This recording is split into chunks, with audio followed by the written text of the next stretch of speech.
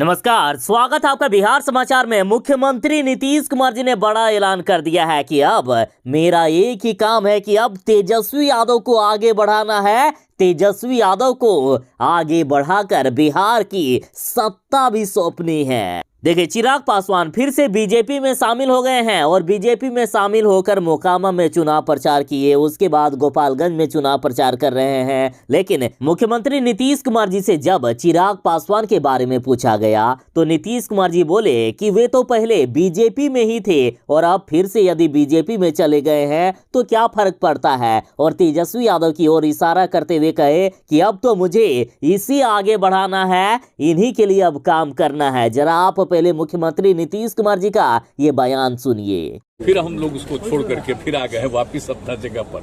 अब इसलिए कुछ नहीं, अब इसको समझ बीजेपी दावा कर रही है। और इससे पहले भी कई बार मुख्यमंत्री नीतीश कुमार जी ने कह दिया है कि अब बिहार की पूरी जिम्मेदारी तेजस्वी यादव के ही कंधों पर आने वाली है। नीतीश कुमार जी ने कहा कि अब हमारे साथ नई पीढ़ी के तेजस्वी यादव आ गए हैं और अब हम सब मिलकर काम करने वाले हैं। अब तेजस्वी यादव ही बिहार को आगे लेकर जाएंगे, बिहार को आगे बढ़ाने का काम करेंगे। और माना जा रहा है कि नीतीश कुमार जी ने ये साफ संकेत दे दिया है कि अब तेजस्वी यादव को ही बिहार की जिम्मेदारी सौंपने के लिए नीतीश कुमार जी तैयार हैं। सिर्फ इसकी औपचारिक घोषणा बाकी है। और इधर आरजेडी के प्रदेश अध्यक्ष जगदानंद सिंह की बात करें या फिर आरजेडी नेता भाई वीरेंद्र या कई बड़े नेताओं ने, खुद लालू यादव ने भी संकेत दे दिए हैं कि अब तेजस्वी यादव ही बिहार की सत्ता को संभालने वाले हैं। जगदानंद सिंह ने तो खुलकर कह दिया था कि नीतीश कुमार 2023 तक बिहार की सत्ता यानी बिहार के मुख्यमंत्री तेजस्वी यादव को बना देंगे। और आज मुख्यमंत्री नीतीश कुमार जी ने पूरे मीडिया के सामने ये ऐलान कर दिए हैं कि मुझे तो इसे आगे बढ़ाना है, तेजस्वी यादव को आगे बढ़ाना है, बाकी मुझे किसी से कोई मतलब नहीं है। बीजेपी के बारे में पूछने से कहा कि मेरी जिंदगी की यदि सबसे बड़ी गलती कोई थी तो यही थी कि मैं बीजेपी के साथ चला गया था। और वैसे ललन सिंह ने भी खुलासा कर दिया है कि बीजेपी वालों ने लालू यादव और नीतीश कुमार की दोस्ती को तोड़ने का काम किया था। बीजेपी वालों ने लालू यादव के झूठे केस में फंसाकर उन्हें जेल भेजने का काम किया और इस तरह से जदयू और लालू की पार्टी के बीच रिश्ते टूटे और हम भटक गए और बीजेपी के साथ आ गए थे। और अब मुख्यमंत्री नीतीश कुमार जी ने खुद साफ किया है कि अब जिंदगी में कभी भी बीजेपी के साथ नहीं जाना है। तो अब पूरे बिहार की राजनीति में बवाल सा हो गया है कि क्या वाकई नीतीश कुमार जी बहुत ही जल्द तेजस्वी यादव को सत्ता सौंप देंगे।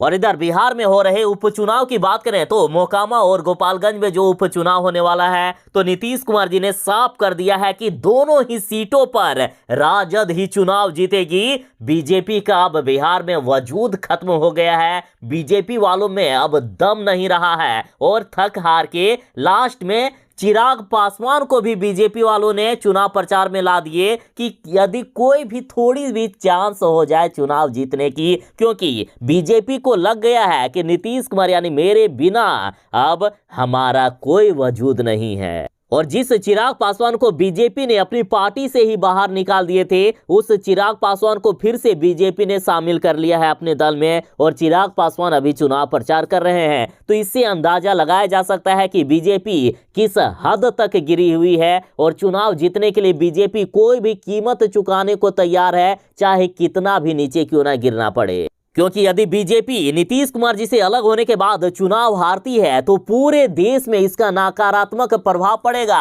और आने वाले लोकसभा में सीधे जाकर इसका प्रभाव पड़ेगा कि बीजेपी तो अब कमजोर हो गई है, अब ये कुछ नहीं कर सकती है। और नीतीश कुमार जी जिस तरह से केंद्र की राजनीति करने वाले हैं, अगला प्रधानमंत्री कैंडिडेट नीतीश कुमार जी बनने वाले हैं विपक्ष की तरफ से, तो नीतीश कुमार जी को बड़ा फायदा हो सकता है यदि दोनों ही सीटों पर यहां चुनाव जीता जाए। तो ये थी फिलहाल तक की बड़ी खबर कि नीतीश कुमार जी ने साफ कर दिया है कि मेरे बाद तेजस्वी यादव ही बिहार को आगे लेकर जाएंगे। और वैसे भी कहा जा रहा है कि जब मुख्यमंत्री नीतीश कुमार जी केंद्र की राजनीति करेंगे, पीएम कैंडिडेट बनेंगे, तो तेजस्वी यादव ही बिहार के मुख्यमंत्री बनेंगे। खुद जीतन राम मांझी ने भी ये बात कह चुके हैं, लालू यादव ने भी कई बार इस बात को लेकर संकेत दिए हैं, जदयू और राजद के नेताओं में भी कई बार इस मुद्दे को लेकर बात हुई है कि तेजस्वी यादव ही बिहार के अगले मुख्यमंत्री बनेंगे। फिर हम लोग उसको छोड़ करके फिर आ गए वापिस अपना जगह पर। अब इसलिए कुछ नहीं, अब इसको बड़ा बात है, समझ गए। बीजेपी दावा कर रही है कि दोनों सीट जीतने जा रही है। चुनाव में दोनों सीट आप जा रहे हैं, चुनाव प्रचार अब 2 दिन बचा जनता है। मालिक है, हम इस सब पर कुछ नहीं कहते हैं।